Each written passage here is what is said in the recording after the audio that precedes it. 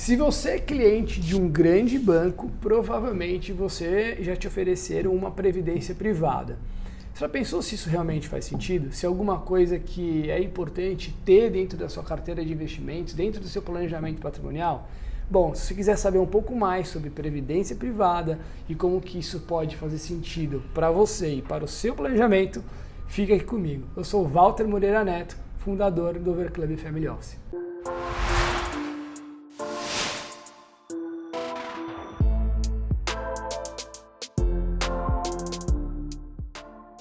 Bom, primeiro a gente precisa saber para que serve, né, a Previdência. Originalmente ela foi criada para quê? Hoje a Previdência Social, se você se aposentar lá pelo INSS, provavelmente se você receber o teto, você vai receber R$6.400 no máximo.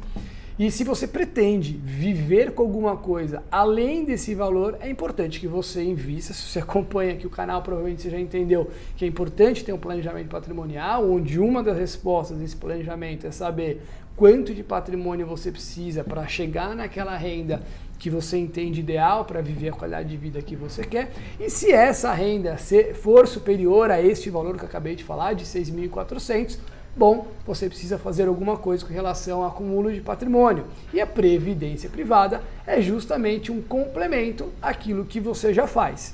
E ela tem diversos prós e diversos contras, que eu vou falar agora. A previdência privada, ela tem dois tipos de fases, vamos dizer assim. A primeira fase é a fase de acumulação, onde você vai lá, guarda dinheiro todo mês, todo ano, esporadicamente, você que escolhe, e você acumula um capital. Para depois fazer o quê? Transferir esse capital para uma seguradora. Quem faz a previdência são seguradoras. E daí você consegue usufruir a renda desse capital. Então a seguradora vai lá, vai fazer uma continha, vai ver quanto que você tem, quantos anos você ainda tem de vida, baseado no que eles chamam de tabela atuarial, e aí vai dar uma renda lá de 5 mil, 10 mil, 15 mil, 20 mil, depende de quanto que você tem acumulado lá na Previdência. Os prós e contras, vou falar alguns aqui. Por exemplo, tem um livro chamado Pai Rico, Pai Pobre, que aliás foi o primeiro livro que eu li. Meu pai me deu esse livro e foi o livro que fez eu ter toda essa vontade de trabalhar no mercado financeiro. Acho que foi bom para mim. Voltando aqui um pouco para o tema, o que é o bom da previdência privada? Nesse livro, Pai Rico, Pai Pobre, o autor ele diz uma frase muito interessante, que é: pague você em primeiro lugar. E apesar das pessoas saberem disso, normalmente elas não fazem isso. Por quê? Você acaba recebendo dinheiro, investe alguma coisa no começo, depois você não investe, ou você pode deixar para o final. E a previdência privada, ela tem um artifício que é muito interessante, que é o débito automático. Simplesmente você programa quanto que você quer investir por mês e tem um débito lá na conta. Eu mesmo, durante muito tempo, fiz esse débito automático. Depois eu criei um outro processo para não falhar, mas foi muito importante durante um bom período da minha vida, onde eu não tinha nenhuma disciplina para investir, ter esse débito automático todos os meses lá na minha conta, debitando. Era como um custo para mim. Como você tem um custo do supermercado, um custo com a manutenção do seu carro, você tem um custo com você mesmo. E esse é um artifício muito interessante da Previdência. Enquanto eu gravo esse vídeo, o governo mandou lá para o Congresso uma proposta para a gente fazer uma reforma tributária. Reforma tributária é essa que provavelmente impactará os investimentos. E a Previdência sequer foi citado, que é ótimo, porque a Previdência ela conta com alguns benefícios em termos de isenção de imposto muito interessante para o investidor por longo prazo. Então, o que você tem? Primeira coisa, você não tem o que a gente chama de come-cotas, que basicamente é uma antecipação que tem em maio e novembro. Eles até querem mudar agora só para ter uma vez por ano, mas enfim, nada diferente do que uma antecipação de imposto que você teria que pagar. E nos fundos de investimentos tradicionais você tem que pagar e na Previdência não teria que pagar. Esse é um grande ponto, porque isso ao longo do tempo parece que é pouco, mas esse dinheiro que daria para o governo agora, que você antecipa, você vai diferindo este valor lá no longo prazo para pagar depois. E lembrando um pouquinho dos outros vídeos que eu já fiz, qual que é o objetivo de um planejamento tributário? Se você não conseguir não pagar dentro da lei imposto, é importante, a segunda melhor opção é você diferir pelo maior tempo possível, e a Previdência te propõe isso, tá? O outro benefício, o segundo benefício dentro dessa parte a parte fiscal, a parte de imposto, é a possibilidade de em 10 anos você pagar somente 10% de imposto de renda. E por que eu digo somente? Porque tirando os investimentos que têm algum grau de isenção de imposto, 10% é a menor alíquota que você tem. Então você consegue fazer um planejamento tributário muito eficiente utilizando esse artifício da previdência privada. Outro grande benefício que você tem na previdência privada é, basicamente, a previdência privada não compõe a herança, não entra em inventário e, portanto, não é suscetível ao imposto de sucessão, que é estadual, chama ITCMD, em São Paulo é de 4%, outros lugares podem chegar até 8%.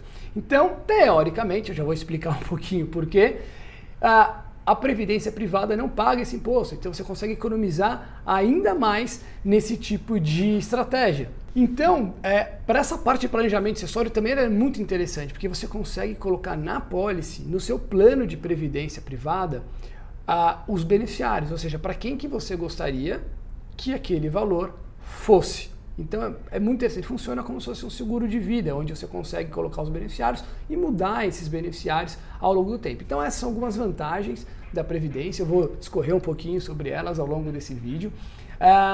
E agora eu vou falar um pouquinho dos contras, algumas coisas que talvez não sejam tão legais, que é importante a gente ficar atento e depois no final do vídeo eu entro com mais ênfase, com mais detalhe dentro dos contras e o que você pode fazer para evitar. Então a gente sabe que a Previdência tem duas fases, a fase de acúmulo, onde você acumula o capital, e uma outra fase onde você transforma em renda e a seguradora te paga essa renda. Bom, o primeiro passo é o seguinte, quando você transforma isso em renda, hoje existem diversas maneiras, então se hoje você é atendido por um private bank, por um family office, provavelmente o seu family office vai conseguir alocar esse capital com foco em renda, onde você possivelmente vai ter uma renda maior do que simplesmente delegar para a seguradora fazer isso, tá bom? Outro contra, que para mim esse talvez não seja o maior contra, mas talvez o que a gente tem que ficar mais de olho, porque o impacto pode ser devastador, que é o seguinte, quando você está na fase de acumulação e você vira renda, você escolhe ter a renda, não é que você simplesmente pega aquele valor e você vai resgatando daquele valor como se fosse um fundo de investimento, como se fosse uma carteira de investimento normal. Não, como eu disse algumas vezes, você transfere esse patrimônio para a seguradora, ele deixa de ser seu, ele agora é da seguradora. E agora a seguradora tem uma obrigação contigo de prover esta renda até o final da sua vida, até um prazo determinado. E por que eu dei alguns exemplos aqui? Porque quem escolhe o tipo de renda é você. Quem escolhe quanto vai pagar é a seguradora. Mas tem um tipo de renda chamado renda vitalícia. E qual que é o problema da renda vitalícia? É que ela é vitalícia mesmo, mas para você. Então, se você decidiu transformar em renda e acontece alguma coisa contigo um mês depois e você tem lá 10 milhões da Previdência, o dinheiro vai continuar com a seguradora, seus beneficiários não vão receber nada, você vai ter recebido um mês de renda. Então é muito importante tomar cuidado com esse tipo de, não vou dizer pegadinha, porque isso está escrito lá no regulamento, eu vou mostrar depois exatamente onde você consegue achar isso e o que você pode fazer para se precaver, mas basicamente é tomar cuidado com esse ponto. Bom, se você está chegando agora e você não tem ideia nenhuma do que é um plano de previdência, eu vou te falar, existem dois tipos basicamente, o VGBL e o PGBL. Qual que é a diferença desses dois? O VGBL, ele é como se fosse um investimento que tem uma casca de seguro de vida nele. Ou seja, se acontece alguma coisa contigo, 100% desse valor é transferido para os seus beneficiários. Lembrando que seguro de vida não responde por dívida, não entra em inventário e não é penhorável, tá bom? Então, lembra disso aí porque a gente vai falar um pouquinho mais sobre isso.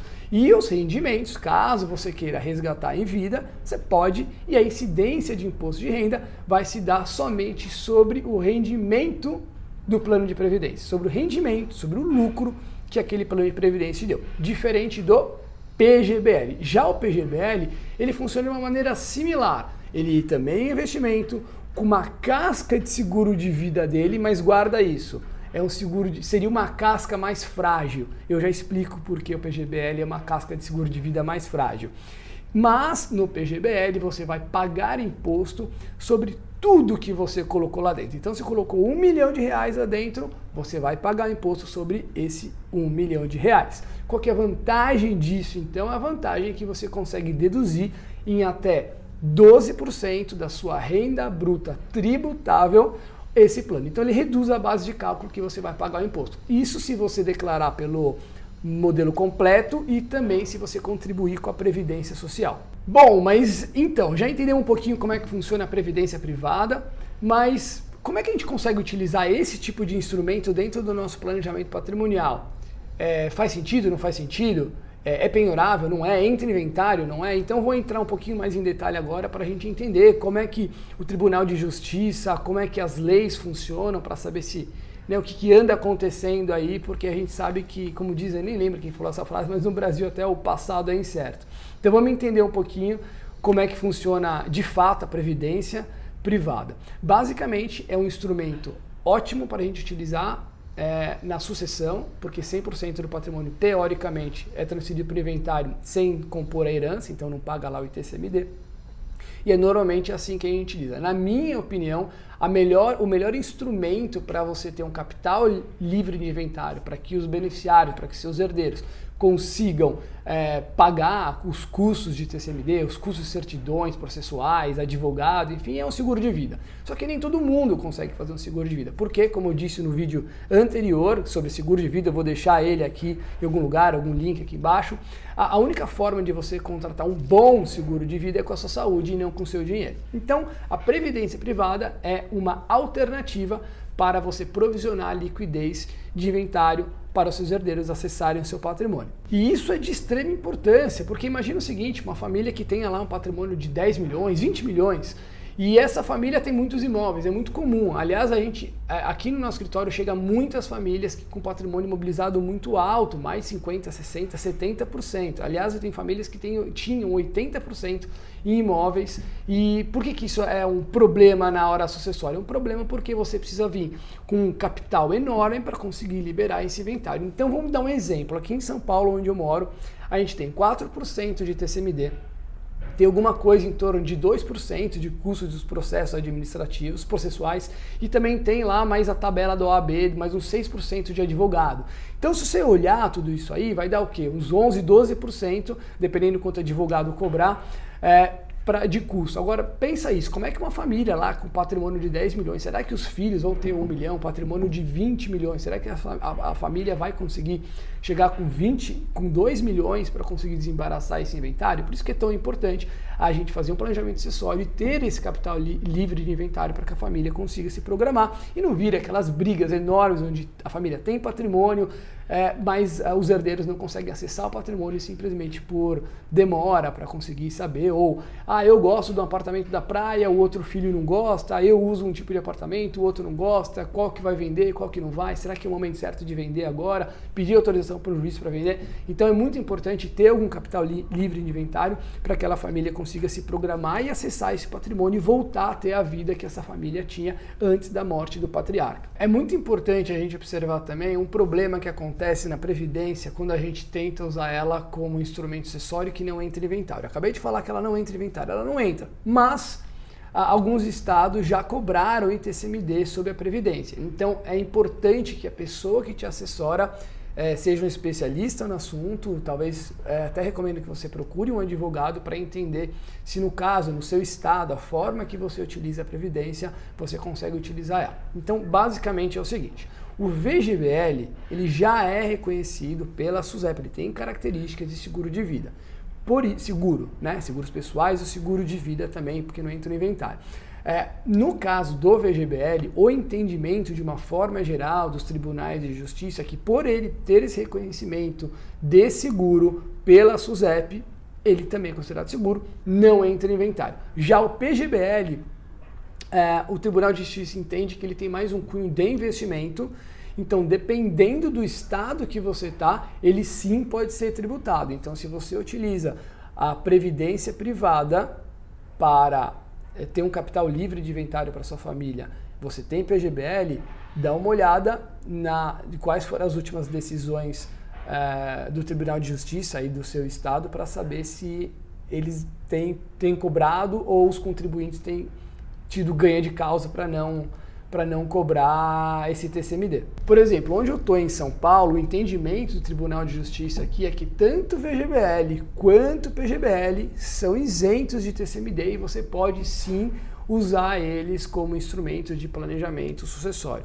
Mas outros estados, como você for falar, Minas Gerais, Paraná e Rio de Janeiro, já é um pouco diferente. Eles têm um entendimento que o VGBL é um instrumento de planejamento sucessório e por isso não compõe a herança, ok? Pode fazer o planejamento sucessório, mas o PGBL não, que é exatamente isso que eu acabei de falar. Previdência é penhorável? Eu lembro que há um bom tempo, quando eu comecei a trabalhar no mercado financeiro, tinha bastante gente que procurava previdência privada, porque teoricamente seria um produto que não poderia ser penhorável. A gente sempre atendeu muito empresário, então era muito comum a gente ter esse tipo de demanda, esse tipo de pergunta, é penhorável, não é penhorável? E a resposta, gente, basicamente é que sim, pode ser penhorado, tá? Essa ideia do que a previdência não é penhorável não é verdadeira. Bom, primeiro assim, o artigo 833 do Código Civil, ele diz lá o que pode ser penhorado e o que não pode, né? Então, se você for ver lá, você tem saldos, rendas de aposentadoria para alimentação, alguma coisa nesse sentido, não é. Tá? Então, se você tem a renda da Previdência você pode até enquadrar como um bem não impenhorável, mas imagine o seguinte, a Previdência ele tem duas fases, a de acumulação e a fase de usufruto, a fase que você está recebendo a renda. Fica muito difícil você conseguir atestar e justificar que durante a fase de acumulação, principalmente, você está recebendo algum tipo de renda para sustento da família, renda de aposentadoria para sustento de família. Eu acho que é exatamente como está escrito lá no Código Civil. Então, não acreditem nisso, porque é difícil. Inclusive em São Paulo, aqui, o Tribunal de Justiça ele é muito relutante para aceitar a previdência privada como um instrumento não penhorável. Inclusive tem dado penhorou já algumas vezes previdência privada aqui no estado de São Paulo. Então, esquece isso, tá bom? A gente precisa ter alguns cuidados para contratar um plano de previdência, tá? Porque, enfim, tem algumas nuances aqui que se a gente cometer um erro pode ser bem difícil de corrigir depois no planejamento sucessório, no planejamento patrimonial que a família vai ter.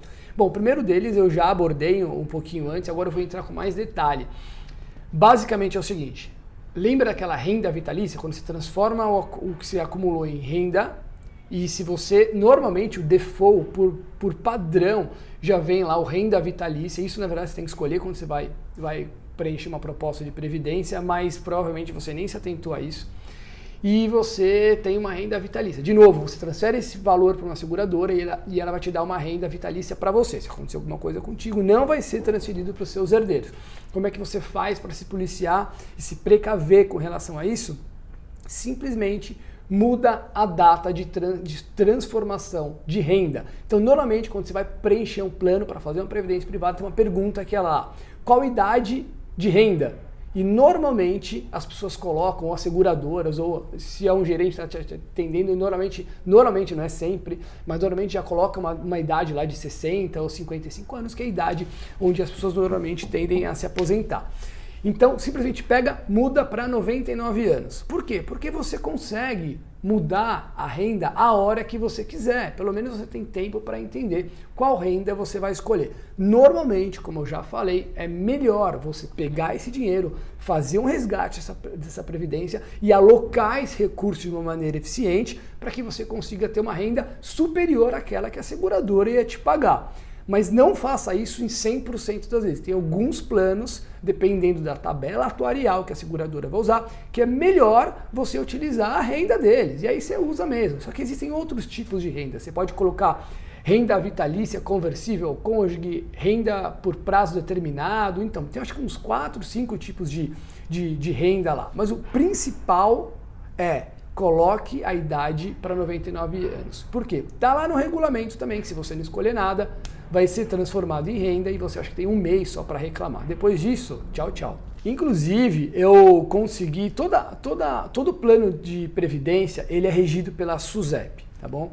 E se você entrar lá no site da SUSEP, não é tão fácil assim, mas você consegue entrar lá no site da SUSEP e colocar o processo SUSEP. Então, se você não sabe qual é o processo SUSEP, No Google você vai conseguir identificar, você pegar o CNPJ do seu fundo de previdência, jogar no Google lá você vai conseguir achar. Se não, você pergunta para o seu gerente, para quem te atende, qual que é o processo SUSEP. Você vai chegar lá no regulamento que tem lá dentro do site da SUSEP.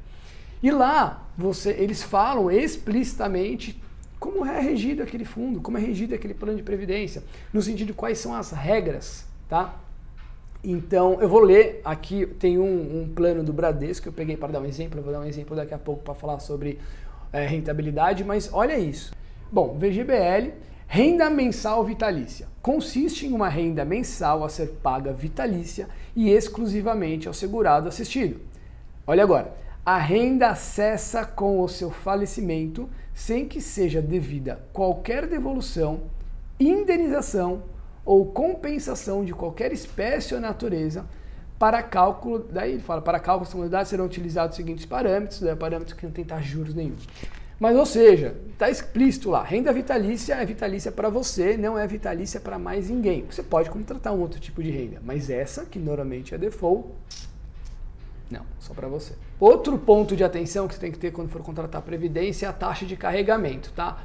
Era uma taxa que, por lei, você podia cobrar, o plano podia cobrar até 5% de pedágio. Então, você colocava lá 1 milhão, tá? 5% já comia. Alguns cobravam 1, 2, 3, 4, até 5 podia cobrar. Hoje em dia é muito raro se cobrar isso, mas fique atento, porque talvez você entre num plano que ainda tem esse tipo de taxa. Se você faz esse investimento através de corretora, XP, BTG, qualquer tipo de corretora, você não vai encontrar nenhum tipo de taxa. Assim, se você faz através do Family Office, através do Private Bank também, esses fundos não têm mais taxa de carregamento. Eu acho que os grandes bancos ficaram com vergonha de cobrar esse tipo de taxa, estava muito na cara, estavam explorando e tiraram isso. Assim como os investimentos financeiros que estão majoritariamente, a grande parte dos investimentos financeiros no Brasil ainda são feitos através dos grandes bancos. Isso obviamente tende a mudar ao longo do tempo, à medida que as pessoas conhecerem mais sobre investimentos, entenderem um pouco mais sobre, sobre o mercado financeiro, sobre como lidar com o patrimônio. É normal que esse número baixe ao longo do tempo. Mas em previdência privada especificamente, é gritante. A grande maioria dos planos de previdência se concentram dentro dos grandes bancos.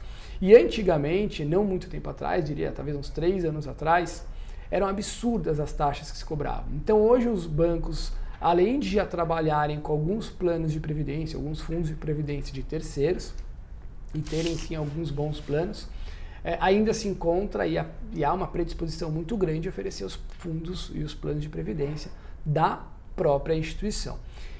Eu peguei um exemplo aqui de um fundo do Bradesco, eu gosto bastante de dar um exemplo dos grandes bancos, estou citando o Bradesco em segunda vez, porque, enfim, eles têm alguns produtos que é fácil e é didático a gente comentar aqui. Então é um fundo de renda fixa, ele tem uma taxa de 1,30, mas é um fundo de renda fixa, é um fundo que ele simplesmente compra lá basicamente títulos públicos. Na verdade, esse fundo ele compra cotas de outros fundos também. Então você tem um fundo que faz uma gestão de renda fixa, pós-fixada, que segue a taxa de juros, com uma taxa extremamente alta. Então eu vou colocar aqui agora no gráfico, na tela, o retorno desse tipo de investimento. Então para você tomar cuidado também com o tipo de taxa de administração. Não que uma alta taxa de administração seja um impeditivo para você investir em um fundo ou não, mas normalmente isso é real em renda fixa, né? Em multimercado, em ações, você tem outros parâmetros que você precisa olhar. Mas basicamente em renda fixa é bem importante esse tipo de taxa, porque ele come basicamente todo tipo de retorno que você tem. E é muito normal, é muito comum nos grandes bancos você encontrar esses investimentos com uma taxa muito abusiva. É importante também, quando for contratar um plano de previdência, que ele esteja alinhado com a sua alocação estratégica de recursos. Então hoje você tem fundos de previdência de renda fixa, de multimercado, de ações e de diversos gestores. E houve uma mudança recente na legislação de previdência que permitiu os gestores a fazerem alocações em ativos. Então hoje, por exemplo, para investidores qualificados, são aqueles investidores que têm mais de R$1 milhão investidos, é possível acessar fundos de previdência que têm 100% da posição em ações, como você consegue ter num fundo de investimento, por exemplo. Antigamente você não podia, você tinha uma restrição, acho que você não podia ter mais de 50%, mais de 60% em ações. Tem fundos multimercados. Além disso, agora os fundos de previdência podem cobrar taxa de performance, que é o grande ganha-pão das gestoras de recursos, onde elas de fato ganham dinheiro. Então, chamou a atenção dos bons gestores para terem planos de previdência. Então, é muito comum hoje você ver grandes fundos de investimento. Você tem a Verde Asset, por exemplo, uma gestora que a gente gosta bastante, que tem fundo de previdência. Você tem N outras que tem fundo de previdência. Isso aqui, monte a sua estratégia, né, com previdência dentro da sua alocação macro. Lembrando que tem um vídeo sobre asset allocation, é o principal quando você vai montar uma alocação de recursos, é a sua alocação macro estratégica de recursos. Bom, lembra que eu falei que o PGBL ele paga imposto sobre 100% do capital que você colocar lá? Pois bem, toma cuidado para não investir mais do que 12%. Né? Não faz sentido. Se você vai pagar sobre tudo, você recebeu de alguma maneira, já pagou esse imposto, seja você empresário, seja você trabalhador, você já pagou imposto sobre isso. Não adianta você pegar esse valor e colocar de novo dentro de um plano que vai pagar imposto sobre tudo. Então aloque no máximo até 12% se você tiver renda tributável. Se você, por exemplo, hoje quando eu gravo esse vídeo, dividendos ainda são isentos de imposto de renda. Mas se isso continuar, a gente não sabe o que vai acontecer com a reforma tributária, você provavelmente não tem renda tributária, então não adianta nada se colocar em PGBL. Agora, se você trabalha numa empresa, executivo, e tem renda tributável, coloque até, utilize desse benefício fiscal para você alocar até 12% da sua renda tributável para reduzir a base de cálculo, tá bom? Caso contrário, invista o valor em VGBL, porque ele vai só incidir o imposto dentro sobre o lucro que você tiver, não sobre o valor do principal inteiro. Outro cuidado que é importante ter é sobre o regime de tributação. Você pode escolher dois tipos de regime, o progressivo e o regressivo, tá bom? O regressivo é definitivo, uma vez que você escolheu ele, você não pode mudar, tá bom?